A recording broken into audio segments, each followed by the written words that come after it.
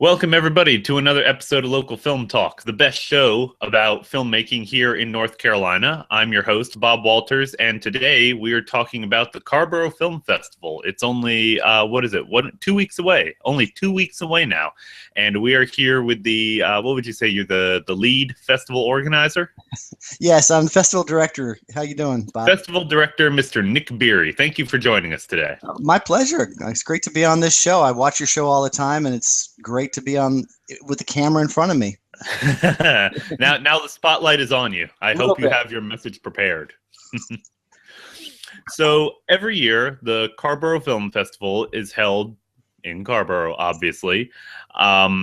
Late November. It features a lot of local filmmakers and their work. It's always a great place to see some of the projects people have been working throughout the year. Also features a couple other filmmakers from out of town, sometimes all over the country. So it's a really great, diverse festival in the area. And it's really cool to have something like that around here. I appreciate you guys putting it on for us. Well, thanks very much. That's exactly what we're doing. I couldn't have said it better myself. Now, you've been involved from the beginning, right? Yes, actually, I was pulled into it the first year, 2006, by a good friend of mine, Jackie Helvey, and she had an idea that Carrboro should have a film festival. And so she went to the arts committee, and as you may or may not know, Carrboro is really big into the arts, music, pottery, painting. And film was missing. There was a component missing. There was a hole. There's a hole. We have a Carrboro Music Festival, which a lot of people come to. That's a big one, yeah. We have the studio tours, which is happening right now, actually, in November, which you get to see artisans of all kinds and go to their studios. But there wasn't a film festival. And when she met me, she knew she found out I was a filmmaker, and she just got the idea that we should do it. The town agreed. And so they said, here's some money, start a film festival, have a lot of fun. And Jackie said, Nick, I want you to come on and be a part of it too. And I said, great, let's do it. Cool. So you actually live in Carrboro? I do. I live in Carrboro. I moved here from Washington, D.C. Back in 2005. And so the festival started about a year later. Okay. Well, that's great. It's your own little home. Like I said, it's nice that you guys were able to actually build that up. So what was, aside from just in the whole art scene, trying to fill in that hole that was missing with the film community, what were some of your goals as far as promoting? Did you just want to have a film festival in general? Were you specifically trying to promote local filmmaking here in North Carolina? What were your goals when you started out? Yeah, well, at the very beginning, we said we want to shine as bright a light as we possibly can on North Carolina filmmakers. So for the first 7 years, you had to either live, work, play, have gone to school, touched the green grass of North Carolina in some capacity. That was one of the requirements for the first 7 years. And we wanted to promote filmmaking. We wanted to promote the filmmakers, and we wanted to have the audience in North Carolina see these incredible, independent, edgy films that you're never going to see anywhere else. And I don't know if you can remember 10 years ago. I was going to ask you, what was the scene like then? How, when you said, and you must be related to North Carolina, and all of a sudden people are like, oh, uh-oh. What was the scene like back then? It was great. It's grown since then. We have a lot of filmmakers, but what I was getting at was the internet wasn't as robust as it is now. Yes, there was YouTube. Vimeo wasn't as popular. DSLR cameras weren't around as much. We actually accepted films on VHS tapes 10 years ago. Ooh, oh. So when it came to judging, because you can't just, obviously nowadays you can just send links and files out to all your judges. To actually judge the submissions, did all the judges have to get together in a room and watch them together? That's right. Wow. That's basically what we did the first few years. Nowadays, we're on a platform called Film Freeway, which is a very popular platform for filmmakers and film festivals. And Film Spark used that same one this year. Okay. Well, as you know, then we can watch and review and comment right online. So I can be sitting right here at my home and watching films, and the other members of the selection committee can judge them too. And we can see each other's notes and comments. And if they say, hey, that's had a great actor in it, take a look at that actor, he should win an award. then we would, pay special attention to that. Right, right. So it's night and day. And my show reel, as it was, I used to have a DV tape, and that's what we would show from. I'd actually put all the films, digitize them, and I would then show them off of a DV deck during the festival. Wow. Now it's all done on my laptop with software called Pro Presenter, and I can throw in JPEGs of the festival logo. I can throw in thank yous to people, and then we can show the films in between them, and they're all QuickTime.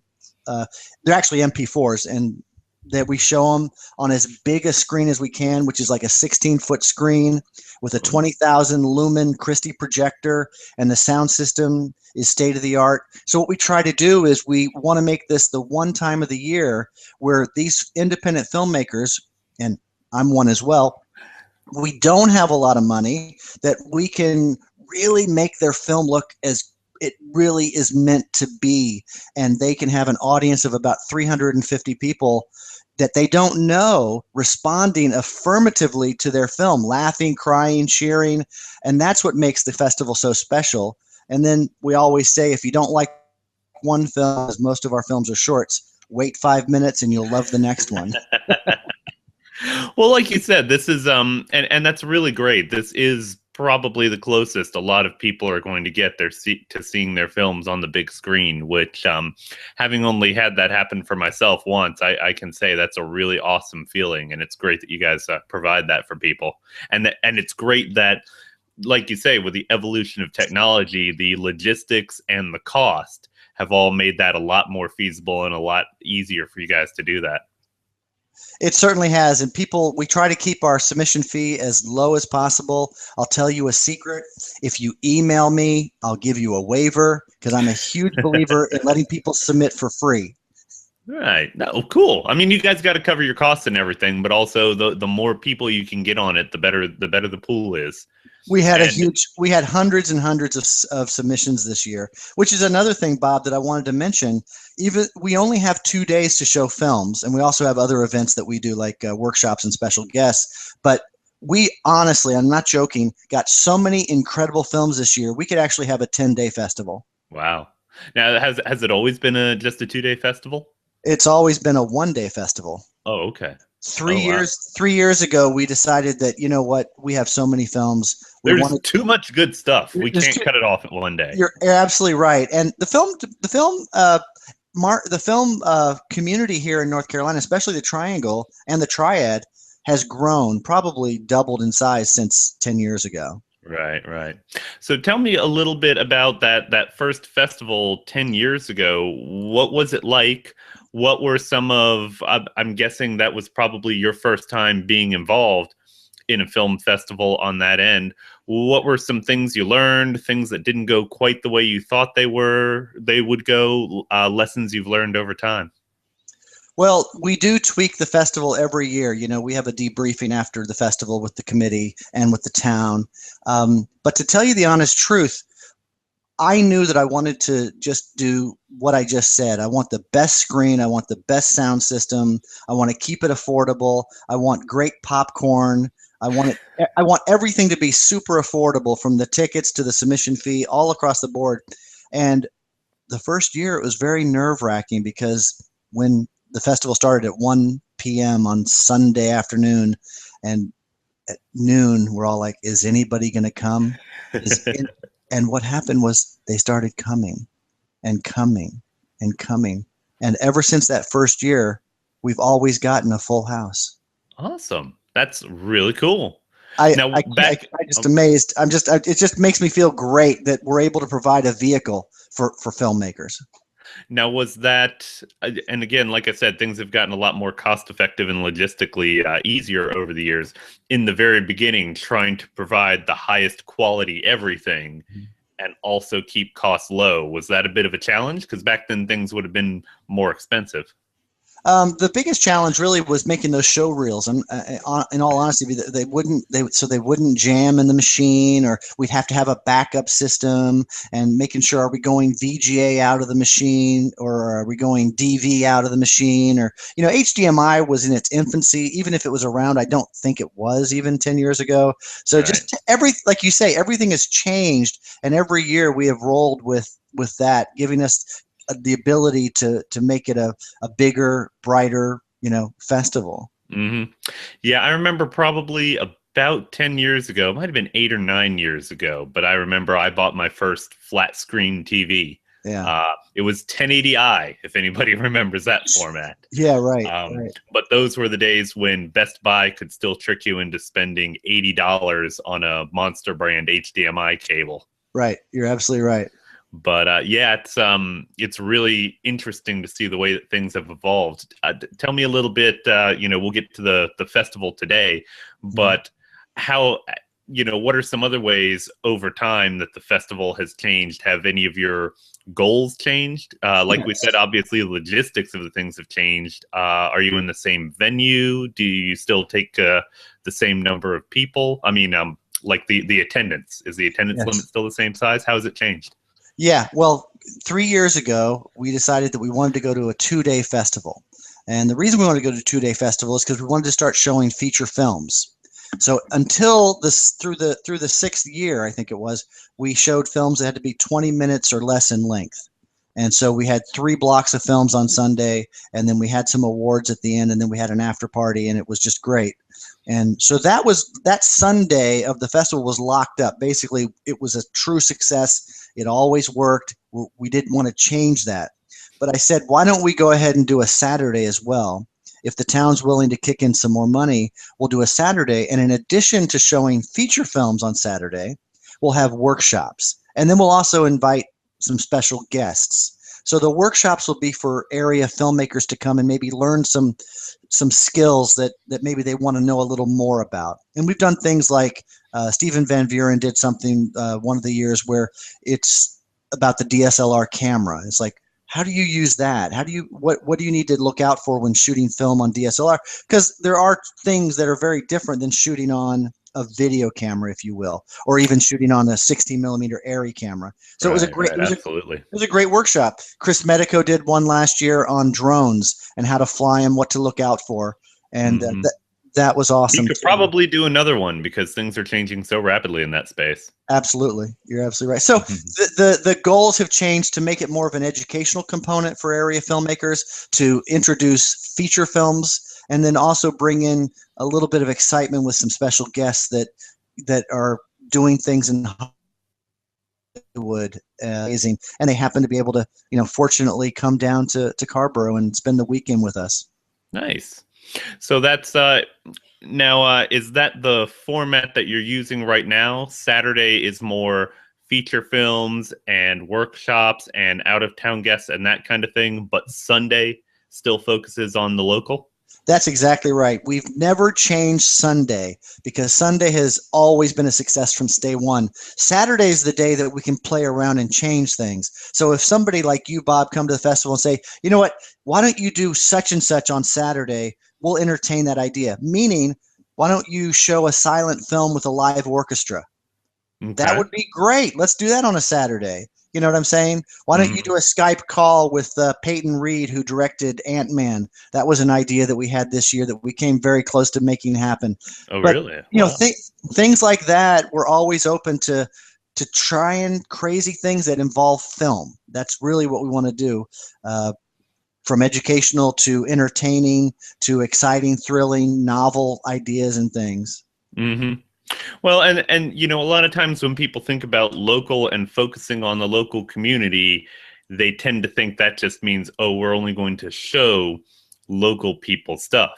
Right. But you can also help out the local community by bringing in people from outside to help draw attention to what's going on in the area, not just in what people are making, but what the film audience and the film appreciation scene is around here. Doing work, bringing in people from Hollywood to do workshops to help educate people in the local community. So, focusing locally doesn't just mean only films that were made in North Carolina. There's a lot of ways you can serve the community, and it sounds like you guys have been pretty creative with that so far. Well, thanks. I appreciate that. It's really a goal of mine for myself. It's a selfish reason, but I also want other people to take advantage of it, to learn from other filmmakers. I'm a lifelong learner. I'm never going to stop learning. I make films all the time, but I also watch a lot of films. You know, as you can imagine, I've seen thousands of films just through the Carrboro Film Festival, the submissions. I also work at the Full Frame Documentary Film Festival every year in various capacities. And I go to film festivals when my film is accepted at other film festivals around the world. So I see a lot of films. I'm the first one to listen to the filmmakers. You'll see me up there, you know, not talking. I'm not the guy that's going to talk about my film too much. I'm the guy that's asking questions because I want to know more and more and more about it. And that being said, this year we pretty much have about 50% of the short films from around the world. And what I love about that is we get to see an incredible local film, and then you're going to see a film from Iraq, and then you're going to see a local film, and then you're going to see one from France, and then from Texas, and then from California. And it's just a mix. It's like a roller coaster ride, but it's like I get inspired by all these films. And if I'm not saying there is, but if there's a trend in the Triangle filmmakers, they can see what is happening in other countries and other filmmakers, and maybe, I hate to say this word, but steal some of their thoughts. Not outright whole cloth stealing their concept, but like, oh, that was a great use of blank. Right. You know, well, getting outside influences, like you said, you consider yourself a learner, and filmmaking is one of those industries, you know, especially right now with technological advances and everything, where you have to keep learning. You can't just, you know, take the knowledge you walked out of film school or, you know, off of your last movie with and say, all right, that's everything I need to know. I'll just keep doing what I did that time. You know, you'll never learn anything. You'll make something static, and, you know, before long, technology will advance and your skills will be, you know, fairly obsolete. So, and the same thing with ideas. That's right. You know, there's so many people in so many places doing so many different things. If you never step outside of your box and see what other people are doing, you know, like you said, even if you're not stealing something specific, getting ideas and influences. I always find that a lot of my best ideas are ones that I get when I start watching a movie on Netflix, especially if it's something that's a little out of my wheelhouse. And I get about 20 minutes into the movie and I say, I know where this is going, or at least I think I know where I would like this one to go. That would be really interesting. And 15 minutes later, it's gone off in a totally different direction. And I say, okay, I like this or don't like this or whatever. But that thing that they didn't do that I thought would be cool, that's something I could try. Yeah, it sparks great ideas, doesn't it? Right. Yeah, it really does, to expose yourself to other things. And, you know, again, if you never go out of what you like, if you really like slasher movies and you want to make slasher movies, but the only thing you've ever watched is other slasher movies, then you're actually going to steal ideas more wholesale from people because you have no outside influences, you know, nothing new to bring to the table. All you have is what everybody has been doing in that genre for the past 20 or 30 years to rip off. So, right. Absolutely right. No, that's very cool to hear about a bunch of other stuff coming in like that. So let's talk about this year. What kind of stuff can people expect to see? What are some of the films and filmmakers you're featuring? We have 31 films total. From the local area, we have another film. I hate to say, I'll just say some, but they're all great. You know, it's hard for me to go down and say, you know, all 31 films. But Christopher Moore has a great film, Knob Goblins. It's a short little comedy horror film, which is I visited wonderful. the set while he was shooting that. It looked kind of cool, and it's just recently started the festival circuit, and I've heard it's been doing well. So I'd be excited to see that one. I'm sure he's actually bringing the prop, the Knob Goblin. He does like to tour with that thing. I guess so. Yeah, I hope he doesn't fly with it. I imagine the TSA would not appreciate that thing. Good point. Maybe he has to drive everywhere he goes. What's that in the carrier? Oh shit! Exactly. We also have some documentaries. We have one called A Polished Soul by Adam Boer.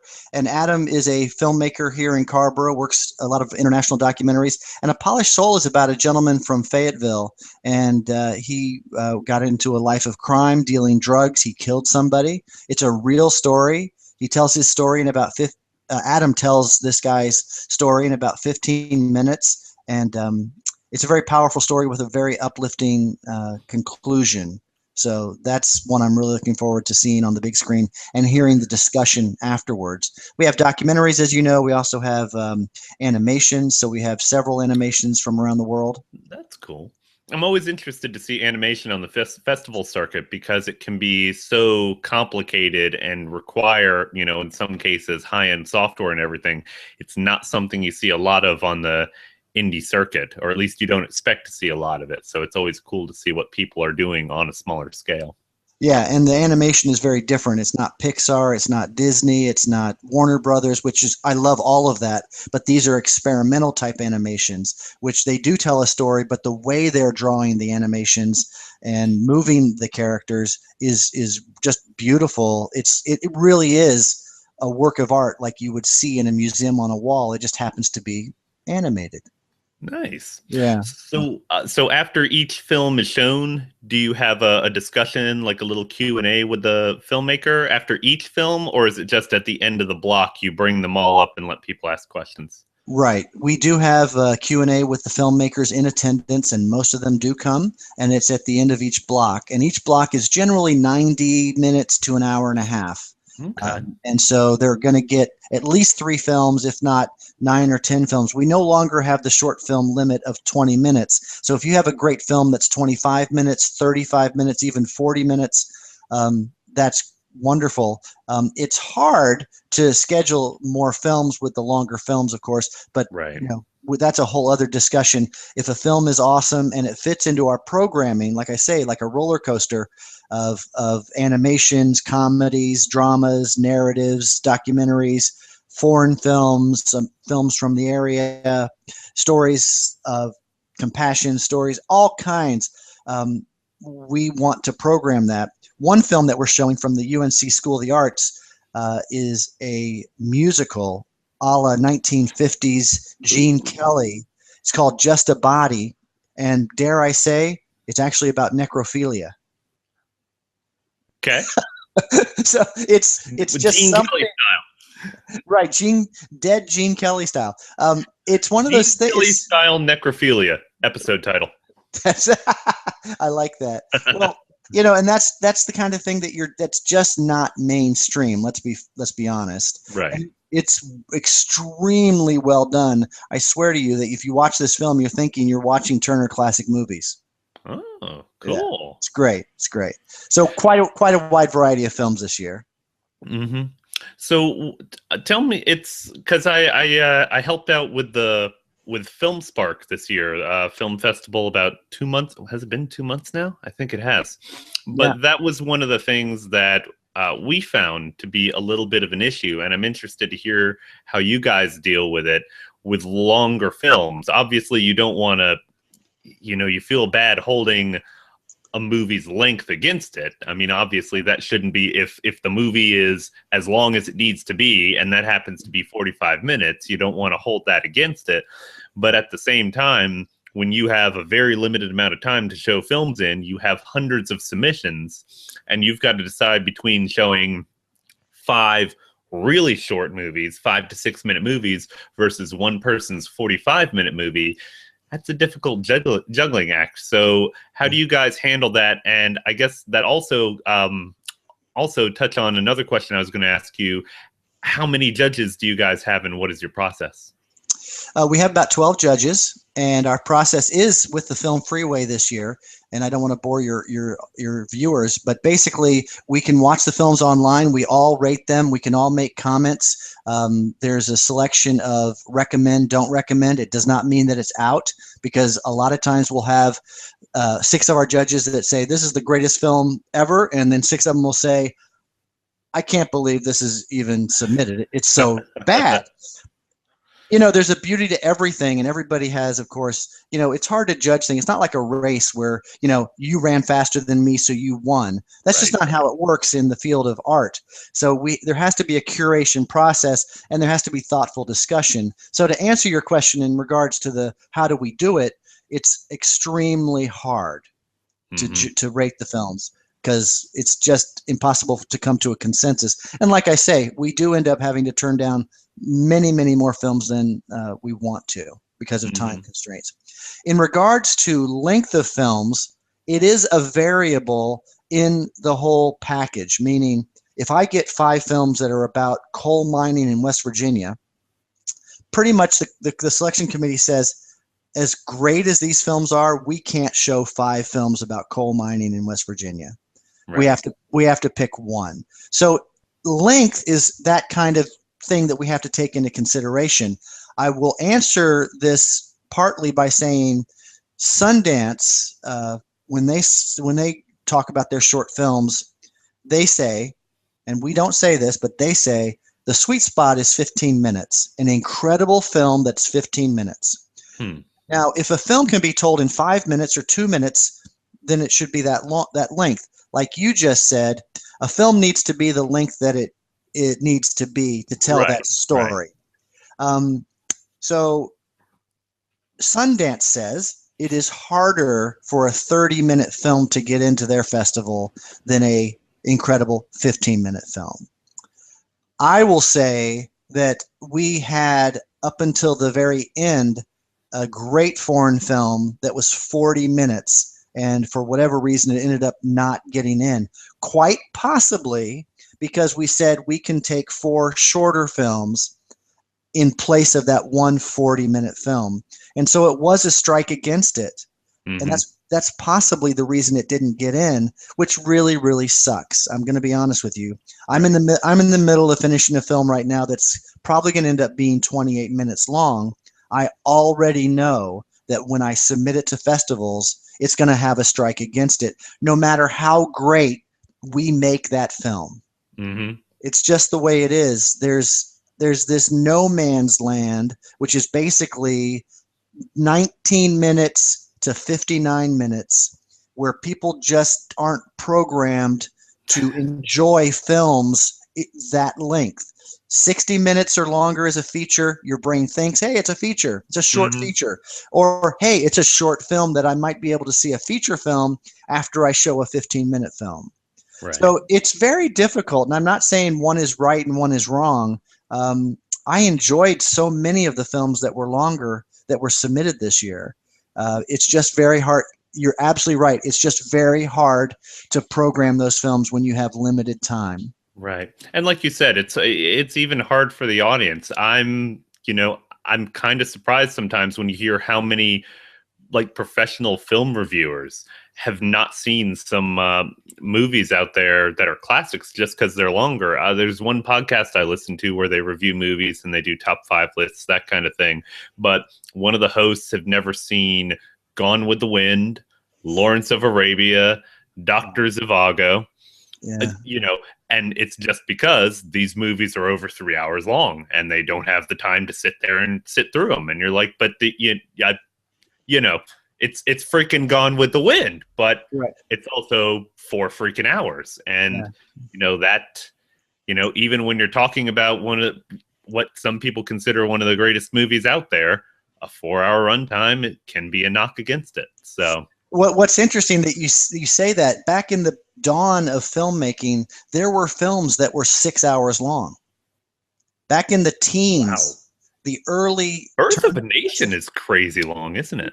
They're very, so they didn't have a format, if you will. We're like, this is going to be a James Bond film, so it's going to be 2.5 hours. Or this is a comedy, it's going to be 93 minutes.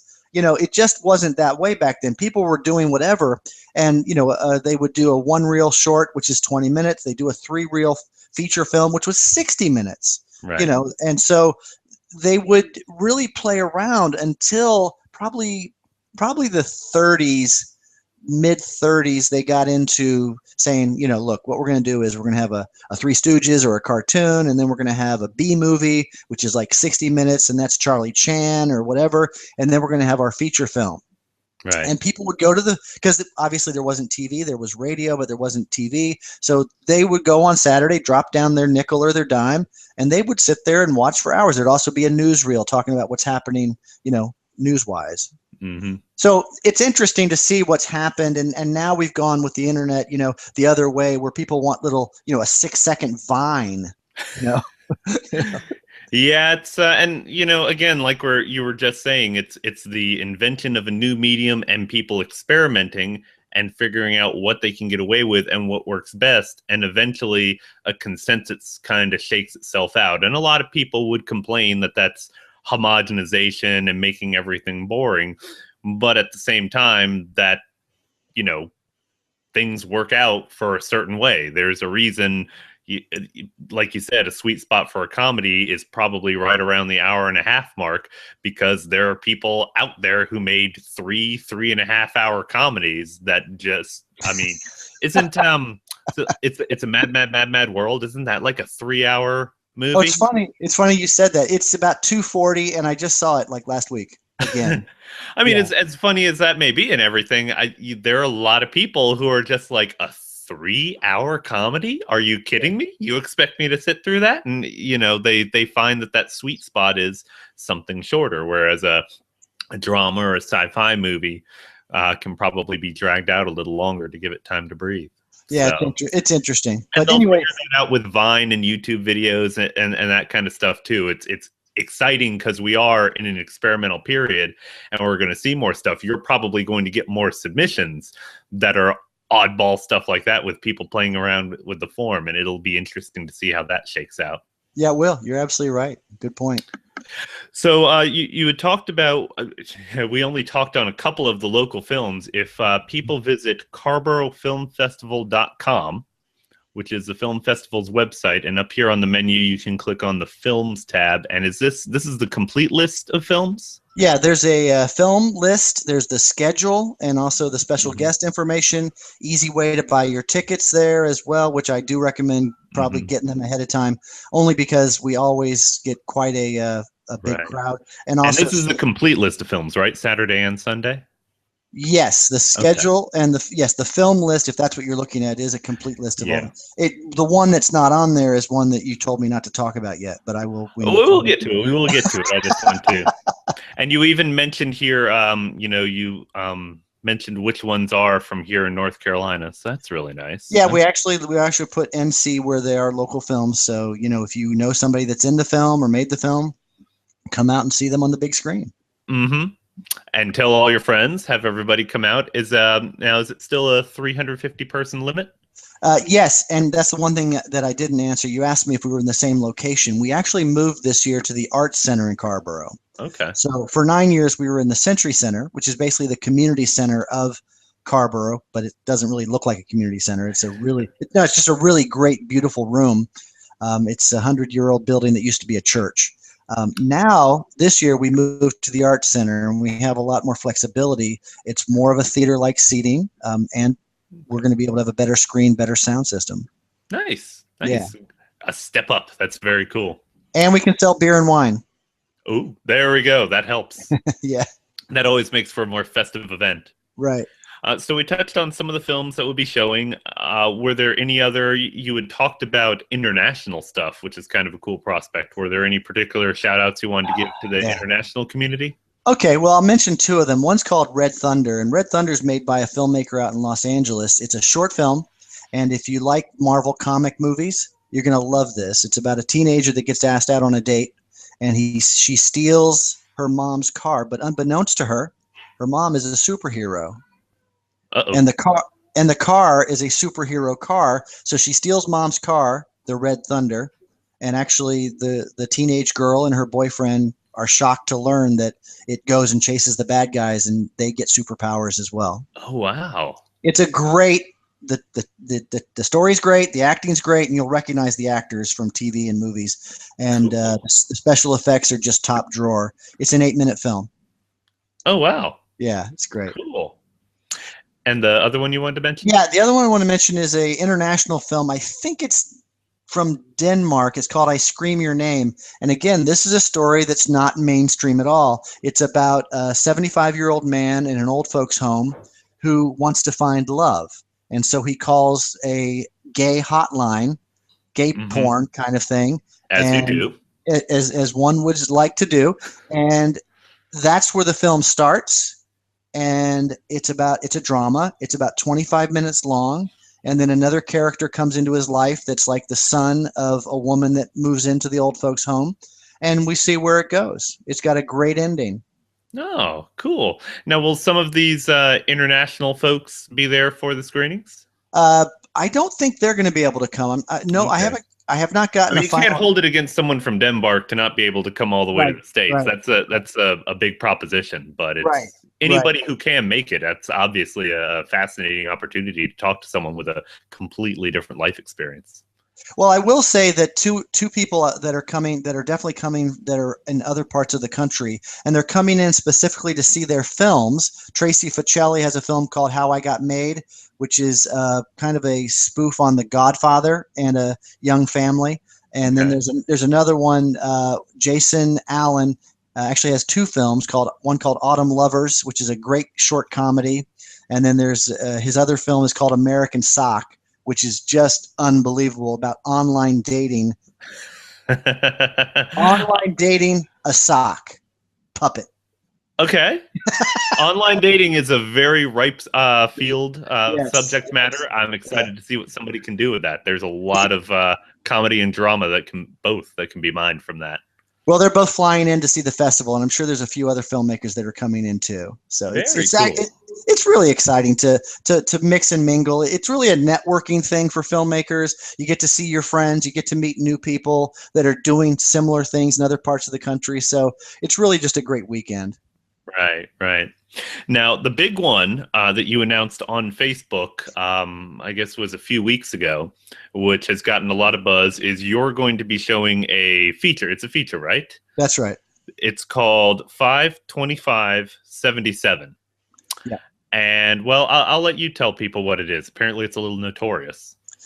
It is. It's actually one of those underground films that has not been released yet. It actually started production 14 years ago, believe it or not. I think it was finished for the most part 10 years ago. And it's only had 2 screenings in the world. And we're waiting. And the filmmaker, whose name is Patrick Reed Johnson, is going to be releasing it finally next year. And he's coming to the film festival, and he's going to be presenting his film, which stands for May 25th, 1977, 5/25/77, which if you're a Star Wars geek, you will know that is the day that Star Wars was released. Star Wars. That's like an astronomy documentary? Yeah, it's one of those things. Carl Sagan, I think. I'm not sure. Oh, okay, cool. So he was a teenager, and when that film was released, he was very fortunate to go to LA, go to Industrial Light and Magic, and actually sit with George Lucas and see the film before it was released as a teenager.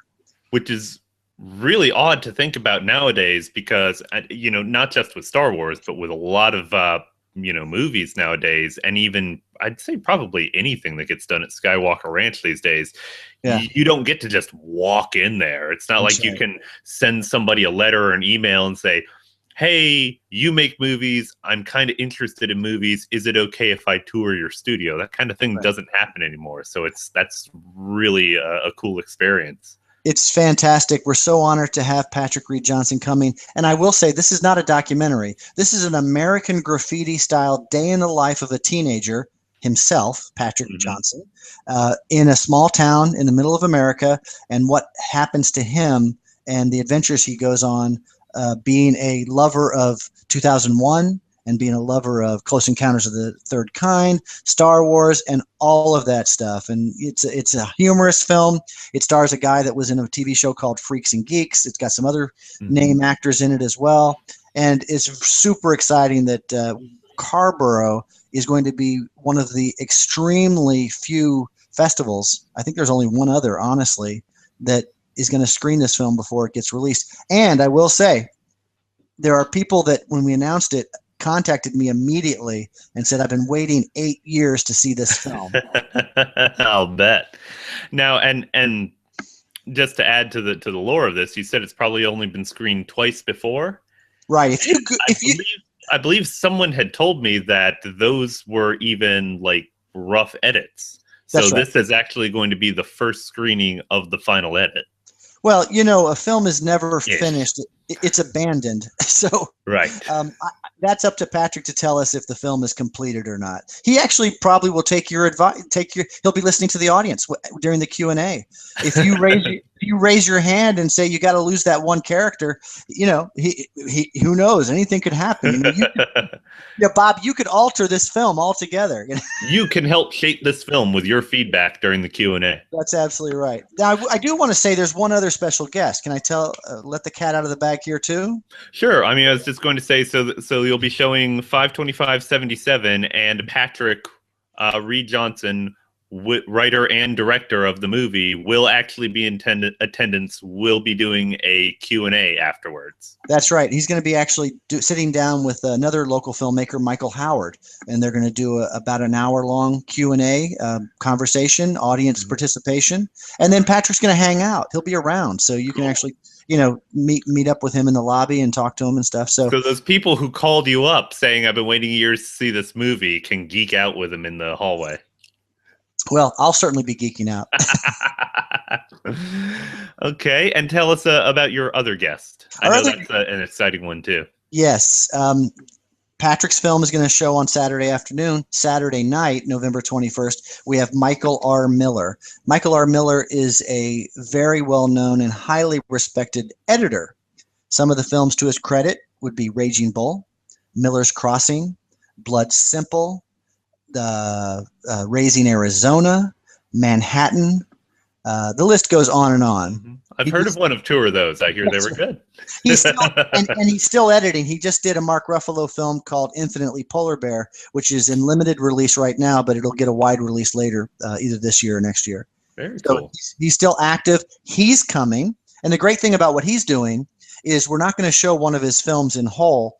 I'm going to sit down with him, and he's going to show scenes from films he's made and edited, as well as he's going to show a couple scenes from films he didn't edit to talk about the process of editing and how important it is in shaping the story. Okay. So does this count more as a workshop? Well, I would call it a workshop, but I would also call it infinitely interesting to even the audience member, the non-filmmaker, is probably going to love this too. Right. If you enjoy special features on a DVD, you're going to enjoy sitting down for you. with them. This is definitely for you. Yeah. Okay. So I'm curious because when I was helping out with the Film Spark Festival, we actually had to throw that together in a couple months, and we weren't able to do a lot of, throw in a lot of bells and whistles. But I'm curious, you've got some really great guests here. If you wouldn't mind just touching on real briefly, how does a festival go about booking these really excellent guests? It seems like, these are two guys who I'm sure you can't just hit up on Twitter and they say, yeah, sure, I'll fly out to your film festival. What goes into deciding who you want to get and the process of getting them out here? Well, stranger things have happened, Bob. You probably could get a response from somebody on Twitter if you're passionate enough, if they believe in what you're doing. But I will say that we looked long and hard. I will say just this past week, a Twitter campaign got a terminally ill man an early viewing of the new Star Wars movie 2 months before it comes out. Wow. Well, that's wonderful. Anything can happen. Yeah. Yeah. So what we did this year is we looked long and hard. Thankfully, we've been around, this is our 10th year. I went back and asked some other filmmakers, past filmmakers that have had films in our festival, what they would like to see and what if they have any contacts. And so I literally started sending emails around to different people, asking them if they had ideas for these type of people that might be able to show us some things. And quite honestly, when I came across Patrick Reed Johnson, I knew him as a writer and a filmmaker. He wrote a film called Martians. I think that was the release name. He wrote and directed a film called Baby's Day Out. He's friends with Spielberg. And I just wanted him to talk about his writing and directing skill set. And to be totally ignorant, tell you that I'm totally ignorant, I Googled him and I found out that he did this movie called 52577. and I said, everything else. Not one of the people who have been waiting 8 years for this. I didn't know it existed. I honestly didn't. And so I just was like, I'd be honored to have you come to our festival. Mm-hmm. And then I Googled, I read up on him before I called him and talked to him because he did agree to come to the festival. And I said, well, before we get started, I just want to ask you about this 52577. He laughed and he said, do you want to show it? And I said, yes. So he was cool with that. And so that's where it came from. But the other secret is after going through and looking at lots of different people, Michael R. Millar and Patrick Reed Johnson both teach at the UNC School of the Arts this year. Oh, really? Yes, and those students are getting an incredible education from those guys. They do some amazing work over there at the School of the Arts. Earlier this year, I talked to a pair of students who had been working there. They just graduated. The specific film that we'd been talking about was a really incredible little short, and both of them were about to head out to LA. One of them was actually waiting to hear back about a job at Bad Robot. So the people who go to that school do get an incredible education, and they go on to make things. So it's one of the best resources in the state for filmmaking. I actually joked with my wife, I would like to go back to school and go to that school. I'm not kidding. I mean, I might audit it. Maybe I can actually talk to him and say, look, can I just come over there like for one semester? When I was looking at colleges, that was one place I went to. It wasn't really a possibility for me to go there, but it was one place I looked at. I thought it was really cool. I was kind of on the fence about filmmaking. I didn't know if, that was something I wanted to, when you go there, that is what you're going to do. And I wasn't sure enough in my path or what I wanted to do that I was like, I find this interesting, but what if I decide it's not for me? So, I ended up doing a regular 4-year school, but, again, having the opportunity to go back or maybe do some graduate work or something, that'd be a fantastic place to go. The knowledge of the professors and the resources that they have there is really incredible. Yeah, you're absolutely right. Maybe you and I should drive over in the spring. There we go. Road trip. Let's do it. So we talk about your special guests that you're having, which both sound amazing. Those are both happening on Saturday. Yep. Saturday, the 21st November. Right. And tell us a little bit about some of the workshops. Yeah, and we also have an educational component, which I would say this is the educational part of the thing, but still a lot of fun, is we have two... If you're paying attention, it's all educational. That's very true. I will say that, let's see here. We have 3 workshops. Stephen Van Vuren is going to come back. As you may know, Stephen is doing the IMAX in the basement. If you Google his name, you'll learn more about him. He's awesome. Not familiar, but I have heard of it. Okay, yeah. Stephen Van Vuren is having a class called DCP 101. So if you're a filmmaker and you're going to try to go the festival route, get your film into theaters, because a lot of film festivals are actually in movie theaters nowadays. And digital projection in movie theaters is a thing called DCP. That's the format. That's the file name. If you go to the multiplex and you watch a movie, it's being projected from a computer off a file called a DCP file. Okay. He makes those files, and he's going to tell you how to prepare your film once you're done with making your film, get it ready in the right format for him or anyone else to make you a professional 5.1 stereo sound DCP. That's one workshop. And it's incredible how much that kind of stuff can make a difference.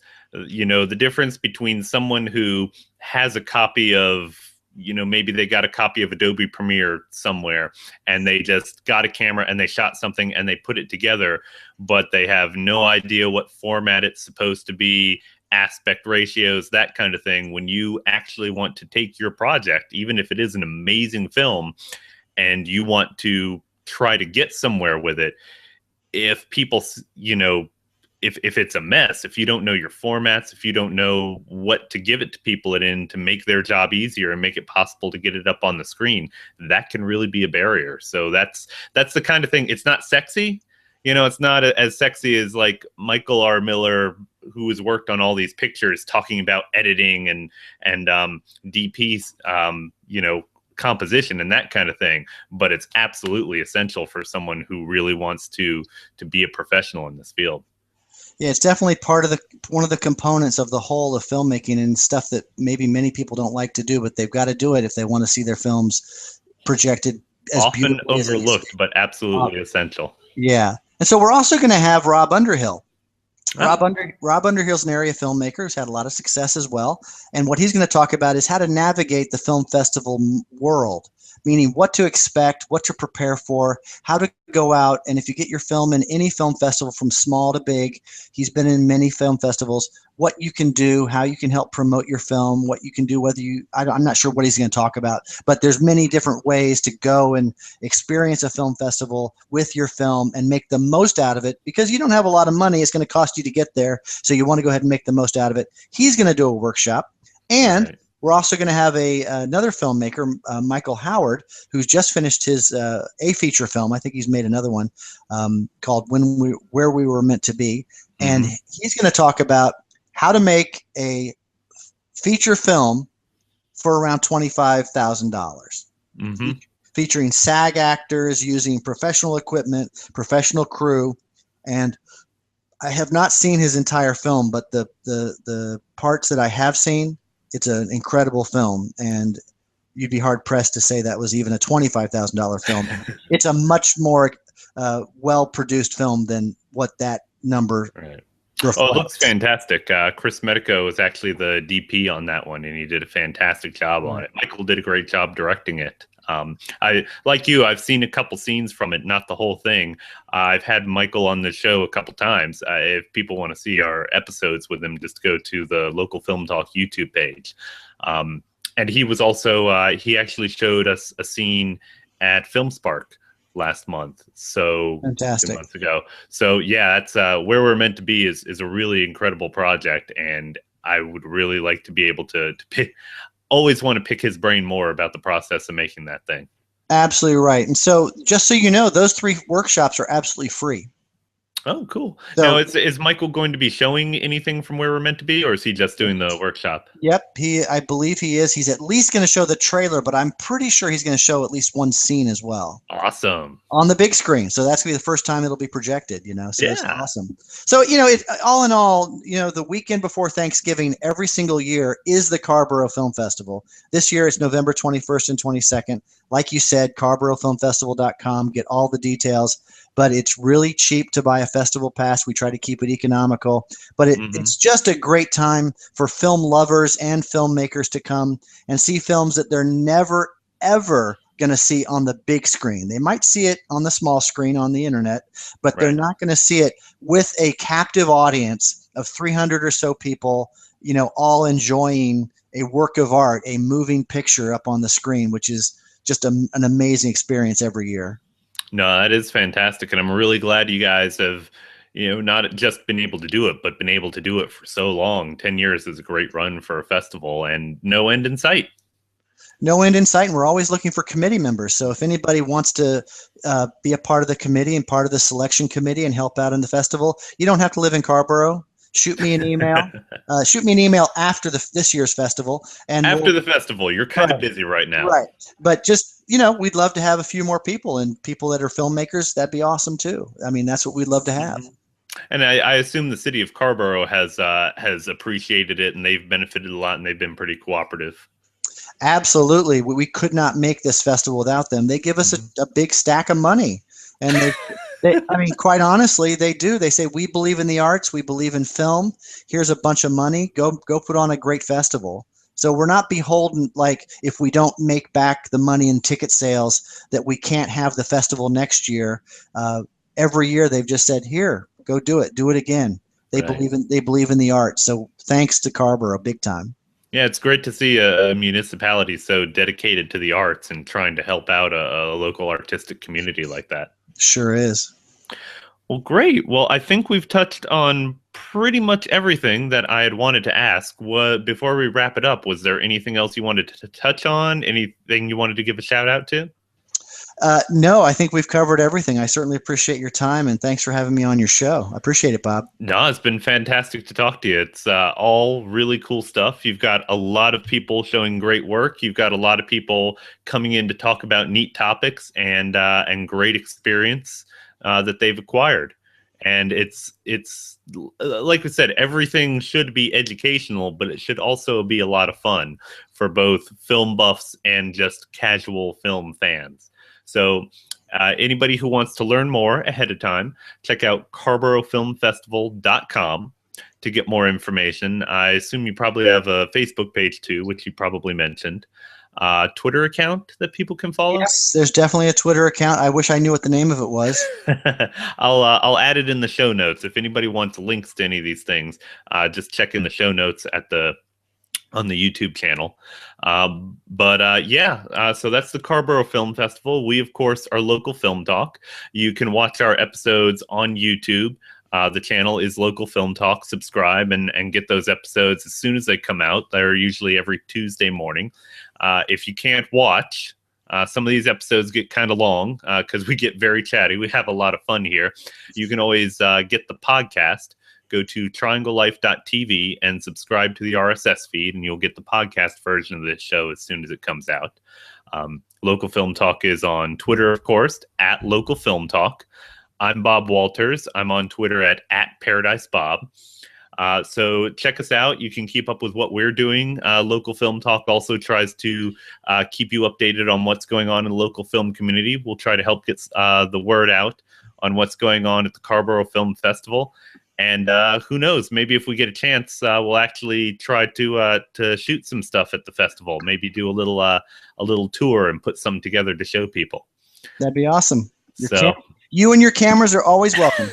I appreciate that, and thank you for coming on the show. It's been a lot of fun. Thanks, Bob. Really had a good time too. So thank you to Nick Beery. Thank you for everybody out there for watching. This has been another episode of Local Film Talk, and we will see you next week.